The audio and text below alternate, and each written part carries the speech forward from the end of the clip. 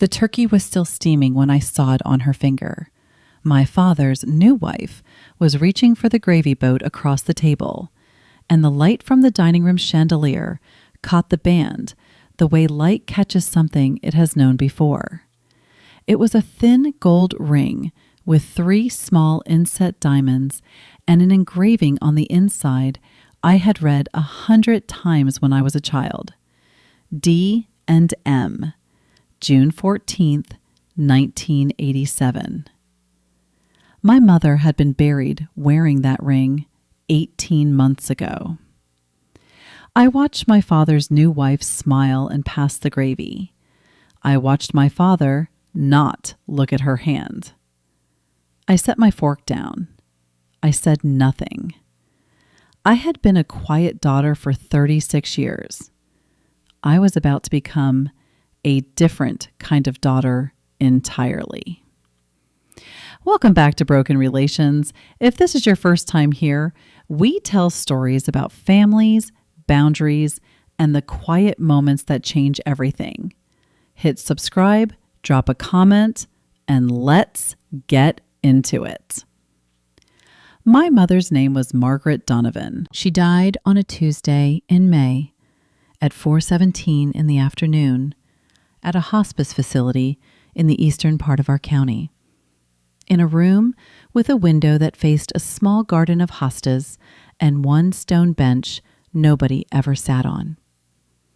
Pancreatic cancer, 11 months from diagnosis to the last breath. She was 64.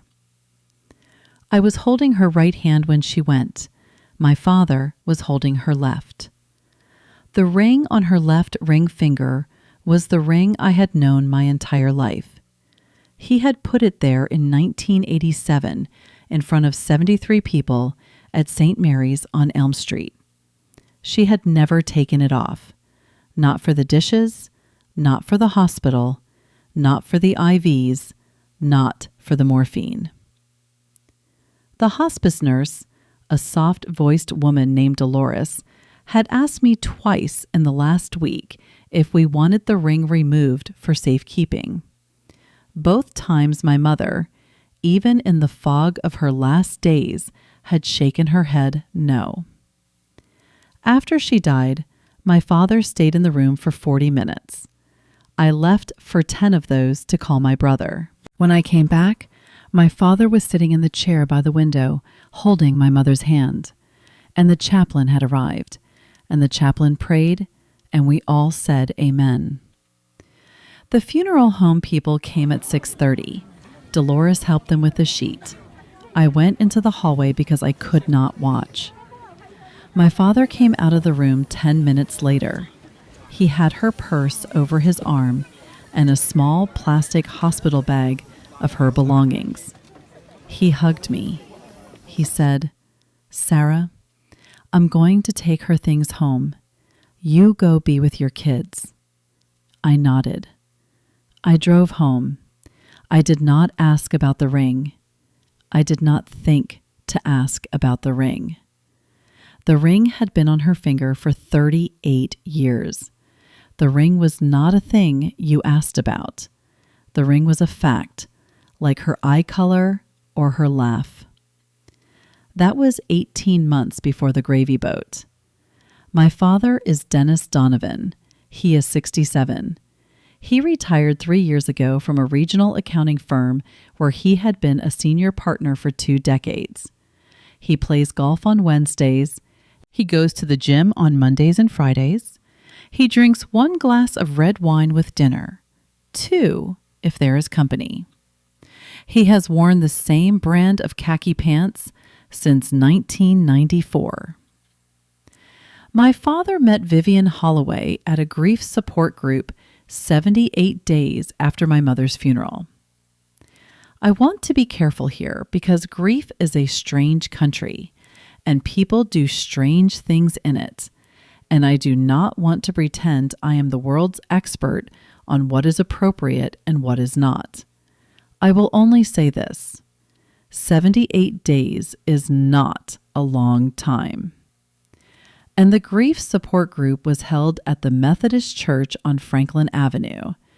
and it was led by a woman named Helen, who was 71, and the average attendee was a widow or widower in their late 60s or early 70s who came in cardigans and brought tissue.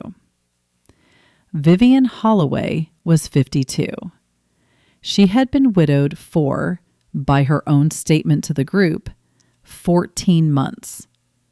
She wore tailored blazers. She brought her own thermos of coffee. She did not cry during the sessions. She listened. She nodded. She had a notebook, and in the notebook she wrote, by my father's later admission, the names and basic situations of every man in the group whose ring finger still showed a tan line. She did not show this notebook to anyone. My father told me about it in passing 8 months later at a Sunday dinner, laughing the way men laugh when they are trying to make a thing sound charming. He said, "She's so organized, Sarah. She had notes on everyone." I had laughed politely. I had cut my chicken. I had filed it away. I want to pause here for a second.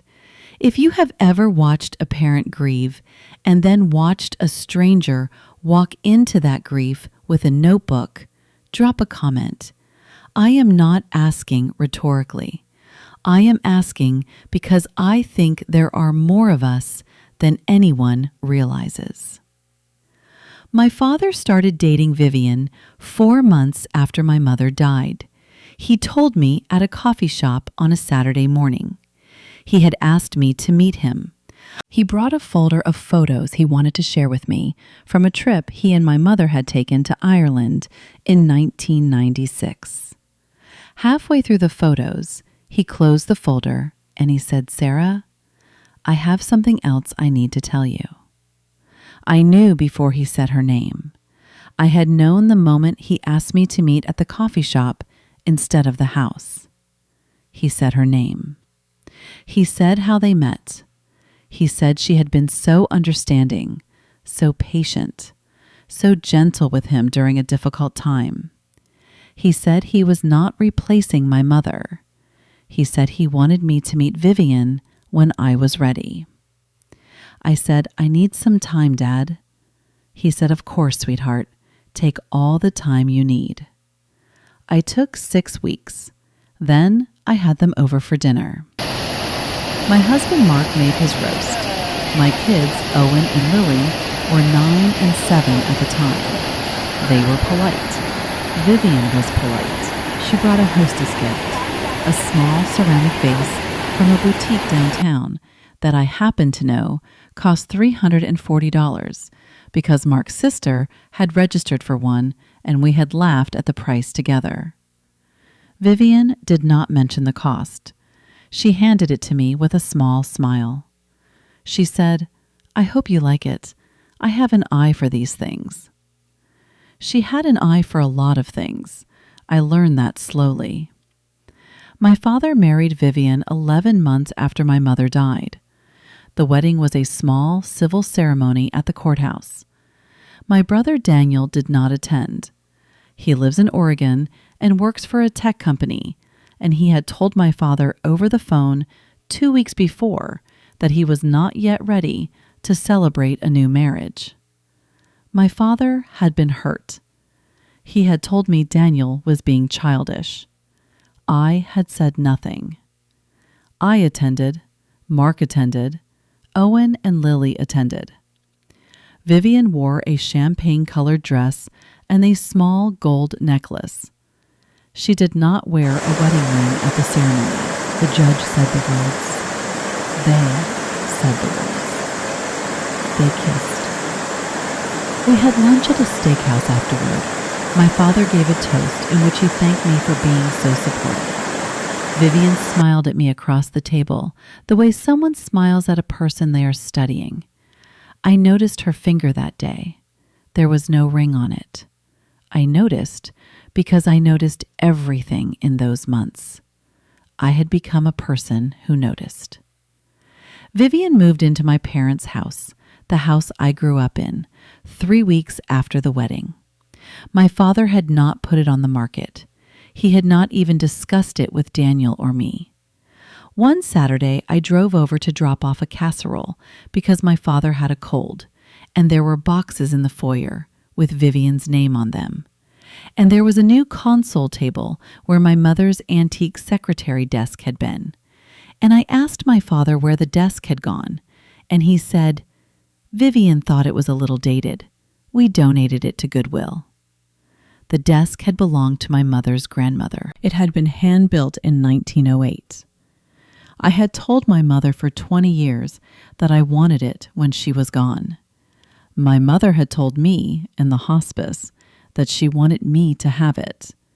I had not yet picked it up because I was waiting for the right weekend to borrow Mark's brother's truck.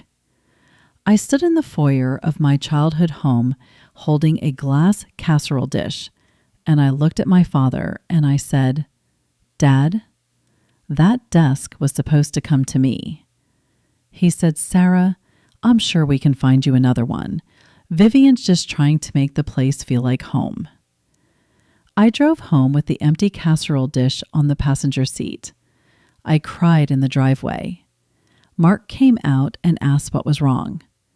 I could not say it out loud. I waved him off. I sat in the car for 20 minutes. Then I went inside and made the kids dinner. The desk was the first thing. It was not the last thing. Over the next 4 months, my mother's china disappeared. My mother's quilts disappeared. The hand-stitched tablecloth my grandmother had made for my parents' wedding disappeared. Each time I asked, my father had a reason: donated, stored, given to Vivian's daughter. "Sarah, you have your own home. You don't need all this old stuff." I want to stop and say something. There is a particular kind of erasure that does not look like erasure when it is happening. It looks like decluttering. It looks like a man moving on. It looks like a new wife trying to make a house her own. And it is happening one small object at a time, until one day you walk into a house you grew up in, and there is nothing in it that says your mother ever lived there. That is what was happening. I just did not have the language for it yet. The Thanksgiving dinner was 18 months after my mother died. We had not done a holiday together since the wedding. Vivian had wanted what she called space to settle. My father had agreed. Daniel had not flown out. I had hosted my own small Thanksgiving with Mark's family. I had been quietly relieved. But that November, Vivian called me herself. She had not called me before. She always called through my father. She said, "Sarah, I would love to host this year. I think it's time we became a real family." Her voice was warm and rehearsed. She said she would do all the cooking. She said all I had to do was bring the kids and a side dish if I wanted, but I did not have to. She said her daughter Annette would be there with Annette's husband and their toddler. She said it would be small, 6 adults, 3 kids. I said yes, because I did not know how to say no to my father's wife on the phone without making it a thing. I told Mark in the kitchen that night. He said, "Sarah, are you sure?" I said no, but I said yes. We drove to my parents' house that Thursday at noon. Lily was wearing a green velvet dress that had been my mother's when she was a child. My mother had saved it in a cedar chest for 30 years for the granddaughter she had been hoping for. I had pulled it out that morning. I had not told Vivian. I wanted my mother in that house, even if I could only smuggle her in on a child. Vivian opened the door. She was wearing a cream cashmere sweater and slim black slacks. Her hair was freshly cut. She was wearing makeup. She hugged me. She smelled like a perfume I did not recognize.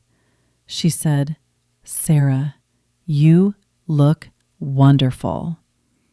She bent down to Lily. She said, "And what a darling little dress." She did not recognize the dress. There was no reason she would. I noted that she said it without warmth, the way you compliment a child's drawing when you are not really looking at it. The dining room was set with a tablecloth I did not recognize and china I did not recognize. My grandmother's tablecloth was gone. My great-aunt's silver candlesticks were gone. The wall above the buffet, where my parents' wedding portrait had hung for 36 years, now held a large, abstract painting in cream and gold that Vivian had explained, when I had asked her about it on a previous visit, was by an artist she had been collecting since the early 2000s. My father came down the stairs. He hugged me. He hugged the kids. He shook Mark's hand. He looked tired. He had looked tired for a year. I had stopped asking him about it. Annette arrived at 1 o'clock. She was 28, recently married to a corporate lawyer named Brent, and she was carrying a toddler named Felix, who was very loud and very tired. Annette had her mother's careful smile. Brent had a firm handshake and asked my husband immediately what he did for a living. We sat down at 2 o'clock.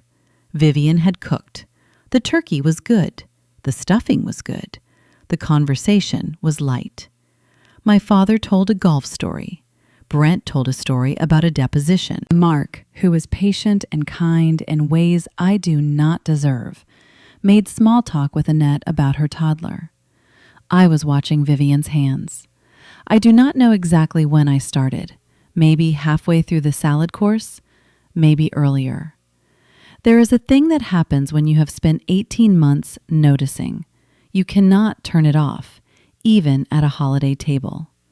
Her hands moved across the table, passing things, gesturing. Her left hand had a large diamond engagement ring my father had given her. Her right hand was bare. And then, when she reached for the gravy boat with her left hand, the sleeve of her cashmere sweater rode up an inch. And there, on her left ring finger, between the diamond engagement ring and the new gold band my father had put on her finger at the courthouse, was a third ring. A thin gold band with 3 small inset diamonds. I felt the room stop. I had picked out that ring with my father in 1987. I had been 6 years old. He had taken me to the jewelry store on a Saturday because, he had said, my mother had told him I had an opinion on everything, and he wanted my opinion on this. The jeweler, Mr. Brennan, had let me sit on a velvet stool. I had pointed at the ring with the 3 diamonds. I had said, "That one looks like Mom." My father had bought it. He had told this story at every anniversary dinner my mother and I had attended together for 38 years. He had told it at the rehearsal dinner before my own wedding. He had told it at my mother's eulogy. I knew the engraving inside the band. D and M, June 14th, 1987. I had seen it 1,000 times. My mother used to take it off when she made bread, and she would leave it on the windowsill above the sink, and I would pick it up and read the engraving while she kneaded the dough. That ring had been on my mother's finger when she died. That ring had been on my mother's finger when the funeral home people came. That ring had been on my mother's finger as far as I had ever known, when she was placed in her casket. My father had told me he had given the ring to me in spirit and was keeping the physical ring in a velvet box in the safe at the house to honor her. I had asked about it once, a year after she died, and that is what he had told me. I sat at the Thanksgiving table holding a fork over my plate, and I watched Vivian set down the gravy boats, and I watched my father not look at her hand, and I watched Annette pass her son a roll, and I watched Mark across the table notice that I had stopped moving. If you have ever sat at a table with people who love you, and seen something that meant you were going to have to dismantle your understanding of one of those people, drop a comment. I read them. I am asking because I know what that pause feels like, and I would like to know who else has felt it. I did not say anything. I want to be clear about that. I picked my fork back up. I cut a piece of turkey. I asked Annette a polite question about her son's preschool. I smiled. I ate. I helped clear plates. I let my father hug me when we left at 5:30. I buckled my children into their car seats, and I put my hand on Mark's knee in the passenger seat, and I said, very quietly, "Drive carefully. I need to think." Mark drove. The kids fell asleep in the back. The radio played soft Christmas music because the stations had already started. I stared at the highway, and I thought about every story my father had told me in the 18 months since my mother had died, and I tried to find which ones were still true. I called my brother that night at 9:30 my time, which was 6:30 his. I had not called him in a month. We had been distant since the wedding. He had made it clear he did not want to hear about Vivian, and I had made it clear I did not want to defend her, and we had quietly agreed to talk about other things or not talk at all. He answered on the third ring. He said, "Sarah?" I said, "Daniel, I need you to listen for a minute, and I need you not to interrupt." He listened. I told him about the ring. I told him about the engraving. I told him I was sure. I told him about the desk and the china and the quilts and the painting on the wall where the wedding portrait used to be. I told him about the 78 days. When I finished, there was a long silence on the other end. Then Daniel said, "Sarah, I have been waiting for you to call me about something like this for a year." I said, "What does that mean?" He said, "Mom called me 3 weeks before she died. She was on a lot of morphine, and I wasn't sure how lucid she was. She told me to make sure you got the desk. She told me she had hidden some things in the cedar chest in the basement.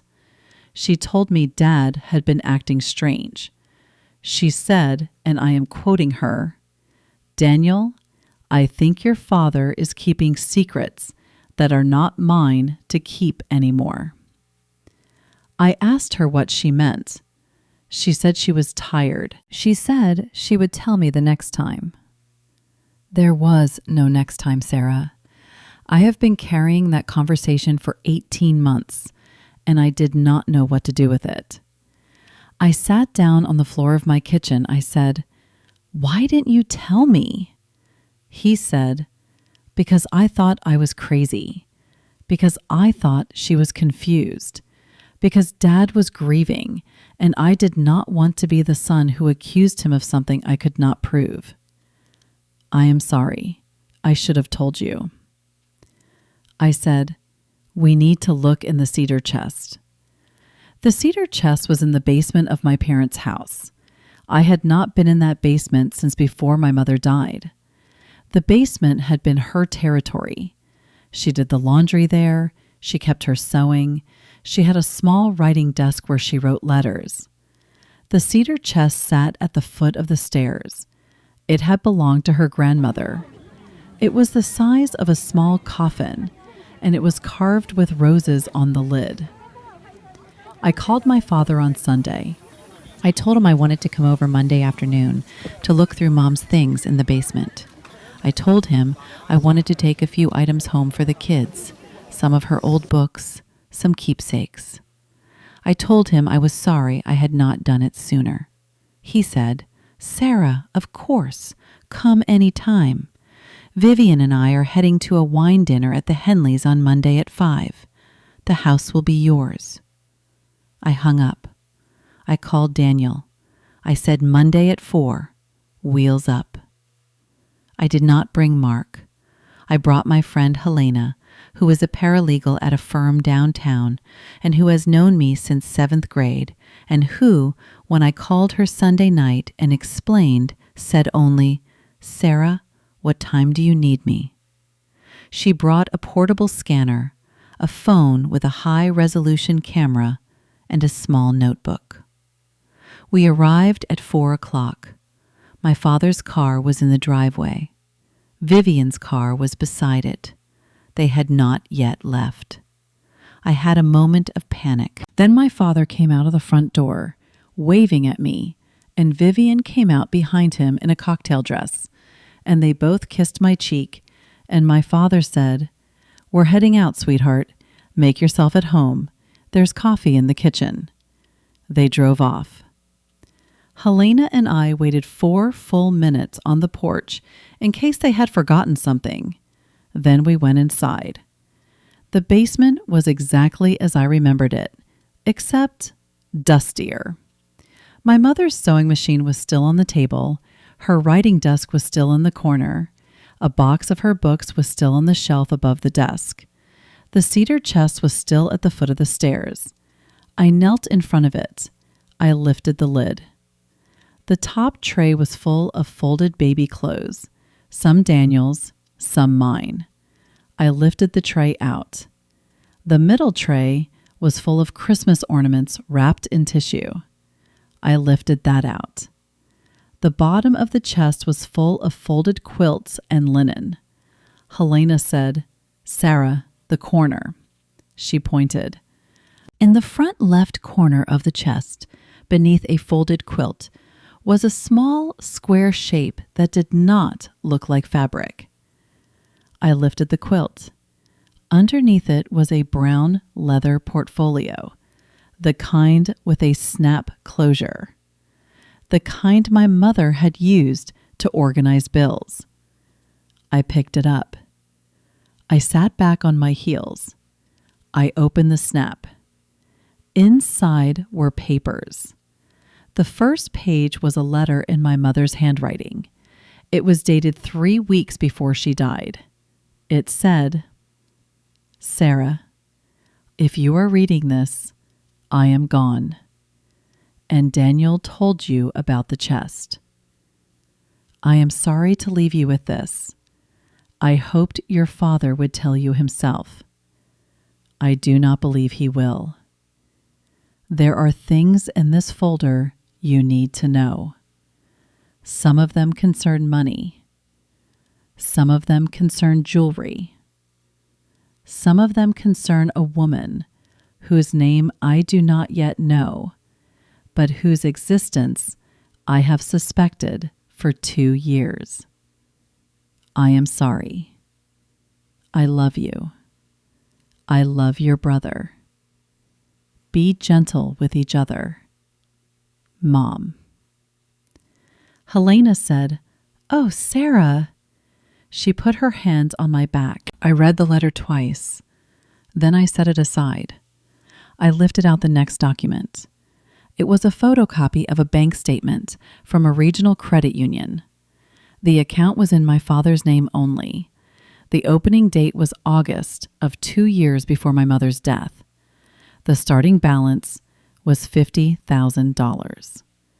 Over the next 2 years, the account had grown to $312,000 through a series of monthly deposits, each one for $9,500, just under the federal reporting threshold for cash deposits. The next document was a copy of an appraisal certificate. It was for a piece of jewelry. The description read, "Antique gold band, 3 inset diamonds engraved D&M, June 14th, 1987. Estimated value, $4,800 sentimental, $1,200 material." The appraisal was dated 4 months after my mother died. The appraiser's name was a Mr. Albert Reese. The appraisal had been requested by a Vivian Holloway. The next document was a copy of a quitclaim deed. My father had transferred a 50% interest in the family home to Vivian Holloway 9 months after my mother died, 2 months before they were married. The transfer was for $1 and other valuable consideration. The next document was a copy of an investment account statement. The account was joint between Dennis Donovan and Vivian Holloway. The opening date was 6 months after my mother died. The balance was $890,000. The next document was a copy of a life insurance policy. My mother had been the beneficiary on my father's policy for 36 years. The beneficiary had been changed to Vivian Holloway 5 months after my mother's funeral. The policy value was $750,000. The next document was a copy of my mother's will. It was dated 2018. It named my father as executor. It left her personal effects, including her jewelry, to be distributed equally between my children, Sarah Donovan Riley and Daniel Donovan, at their discretion, with sentimental items to be honored according to their wishes. The wedding ring should have come to me. My mother had told me in the hospice that she wanted me to have it. My father had said, in the months after, that he was keeping it safe. He had not been keeping it safe. He had given it to a 52-year-old woman from a grief support group. The next document was a printout of an email exchange. The dates were 5 months before my mother died. The email account was my father's personal Gmail. The other party was a woman whose email address began with Vive Holloway. The first email read, "Dennis, I enjoyed our coffee. I know this is complicated, given everything you are going through. I am willing to be patient. Vivian." My father's reply, dated the same day, read, "Vivian, you are the only good thing in this dark season. I will find a way. Dennis." 5 months before my mother died. I sat on the basement floor. Helena was photographing each document with her phone, hands steady, face set. I do not remember if I cried. I remember that my hands were very cold. I want to stop here for a second, because if you are still with me, you understand what I had just learned. My father had not lost his wife and stumbled into a grief group and met someone. My father had been having a relationship with Vivian Holloway for at least 5 months before my mother died. Vivian had not been a widow for 14 months when she joined that group. Vivian had been waiting.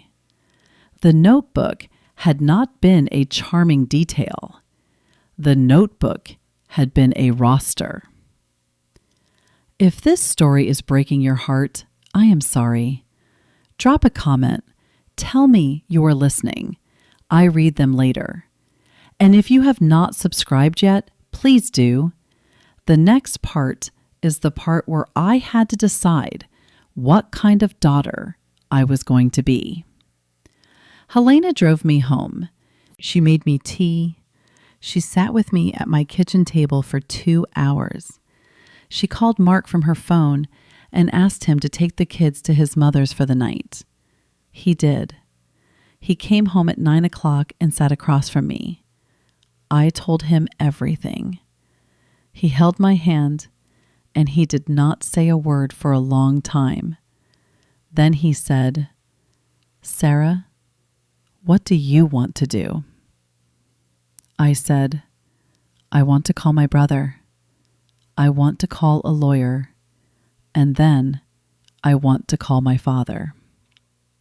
I called Daniel that night. He listened. When I finished, he said, I am flying out Friday. I will be there by 8 p.m. I called Helena's firm Tuesday morning. She had already mentioned my situation to one of the partners, a woman named Inez Vargas, who specialized in elder financial abuse and probate disputes. I had an appointment Wednesday at 10. Inez Vargas was 51, sharp-featured, and wore reading glasses on a chain. Her office had a window that looked at a parking garage, and on her desk was a small framed photograph of her late mother. She read every document Helena had photographed. She took notes. She did not interrupt. When I finished telling the story, she set her glasses on the desk. She said, "Sarah, what your father has done is, in a legal sense, complicated. What your father's wife has done is also complicated. Some of what they have done together is also potentially criminal. I want to be careful with you because you are sitting in front of me having lost your mother 18 months ago and having lost your understanding of your father this week, and I do not want to push you. But I want to lay out what I see." She listed it. 1. The wedding ring. Under your mother's will, the ring should have come to you. Your father, as executor, had a fiduciary duty to distribute personal effects according to her wishes. He did not. He gave the ring to a third party. That is a breach of fiduciary duty, and it is recoverable. The ring can be returned to you through probate court. 2. The bank account with the structured deposits. $9,500 monthly cash deposits over 2 years are a textbook pattern for what is called structuring, depositing under the federal reporting threshold to avoid IRS notification. That is a federal offense. Where the cash came from is also a question. If it came from marital assets without your mother's knowledge, that is marital fraud. If it came from your father's accounting practice, it could be tax evasion or worse. 3. The quitclaim deed transferring 50% of the marital home to Vivian Holloway 2 months before they were married. The home was acquired during your parents' marriage. It was marital property.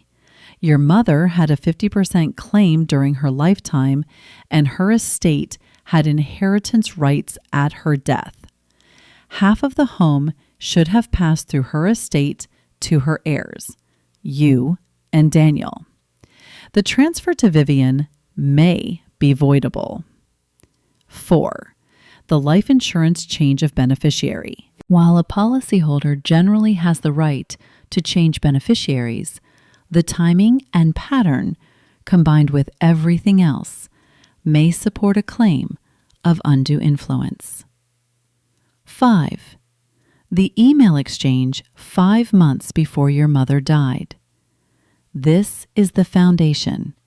It establishes that the relationship predated her death.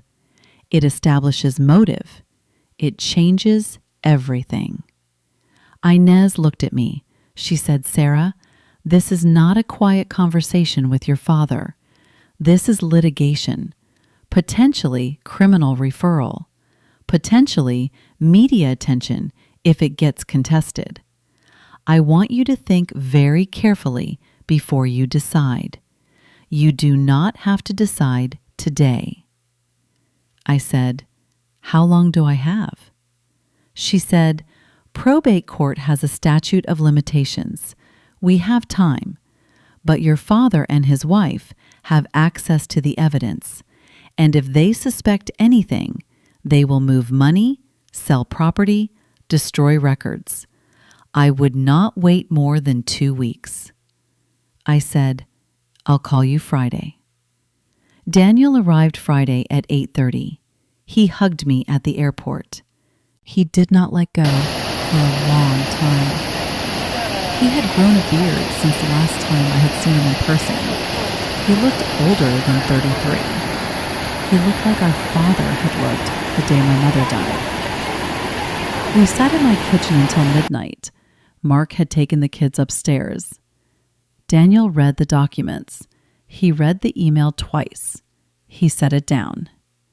He said, "Sarah, I want to do this. All of it."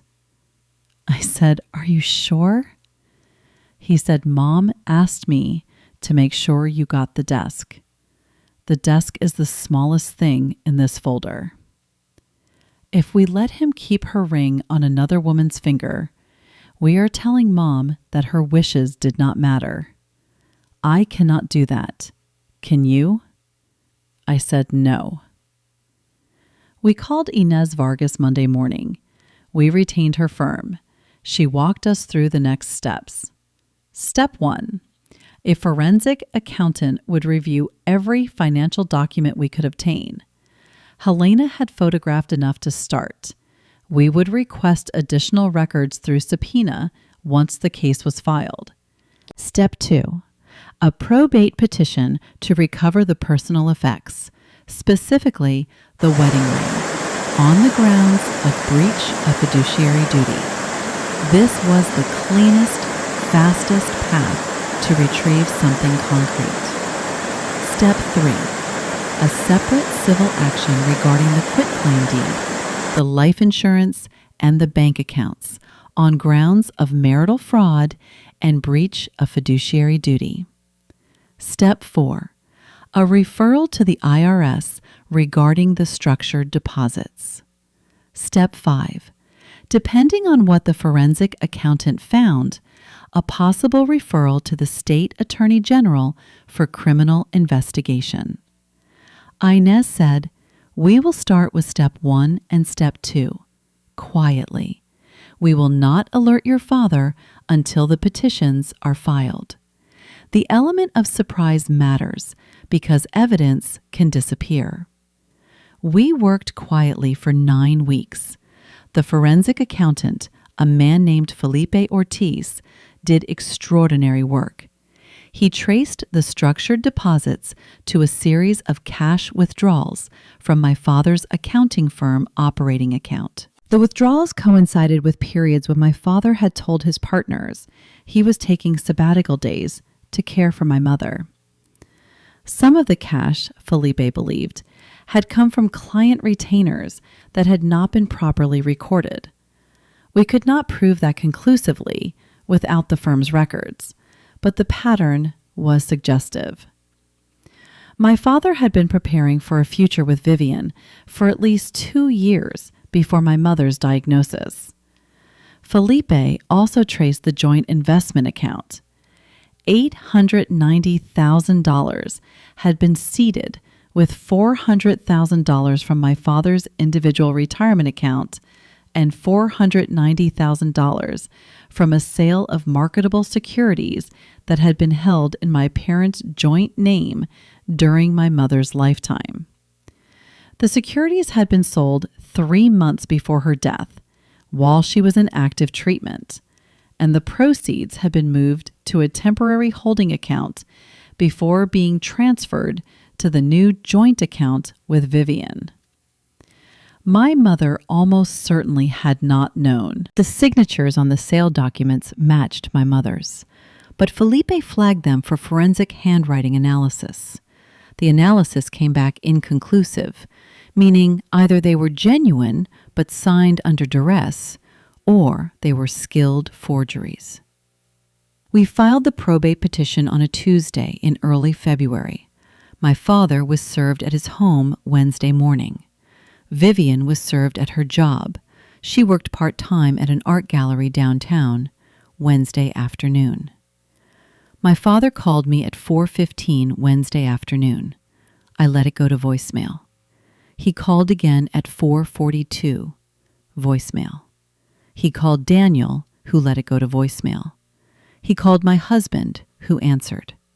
Mark, who is a kind man and a tired man, and who had spent 9 weeks watching me organize evidence at our kitchen table, said into the phone, "Dennis, Sarah, and Daniel are not going to discuss this with you outside of counsel." Inez Vargas's number is on the petition. Please do not call this house again about this matter." Then he hung up. My father did not call again that night. Vivian did. She left a voicemail at 9:30. I saved it. The voicemail said in a voice that was no longer warm and rehearsed, "Sarah, I do not know what you think you are doing, but you are going to embarrass your father and your family, and you are going to look like a greedy, grieving daughter who could not let her mother go. Drop this."